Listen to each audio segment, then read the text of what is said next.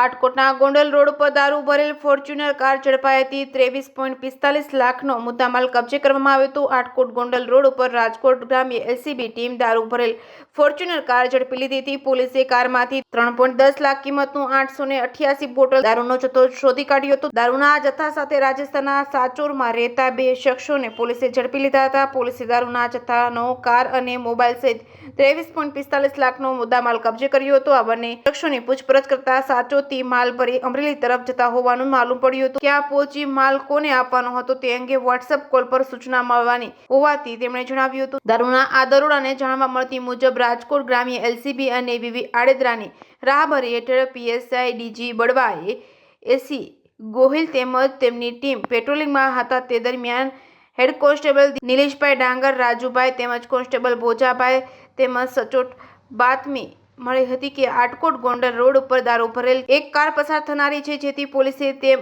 અહીં વોચમાં રહી તે દરમિયાન પસાર થતા વાહનોની ચેકિંગની કામગીરી હાથ ધરવામાં આવી હતી। અહીંથી શંકાસ્પદ રીતે પસાર થતા પોલીસને તેને અટકાવી હતી। કારની તલાશી લેતા તેમાં પાછળના ભાગે કાળા કલરના કપડામાં ઢાંકેલો હોય અને ઉઠાવીને જોતા દારૂનો જથ્થો મળી આવ્યો હતો। પોલીસે કારમાંથી 3.10 લાખના કિંમતનો 888 બોટલ દારૂનો જથ્થો ઝડપી પાડ્યો હતો। દારૂના જથ્થા સાથે નરેશ કુમાર પહાડજી પુરોહિત અને ગુલાબ ખા અનવરભાઈ રહે બંને સચોટ રાજસ્થાનને ઝડપી લીધા હતા। ફોર્ચ્યુનર કાર અને 3 મોબાઈલ ફોન સહિત 23.45 લાખનો મુદ્દામાલ કબજે કર્યો હતો। પોલીસે જણાવ્યું હતું કે વોટ્સએપ કોલમાં દારૂ કોને સપ્લાય કર્યો છે તે અંગે સૂચના મળવાની ત્યાં અંગે એલસીબી પોલીસે વિશેષ તપાસ હાથ ધરી છે।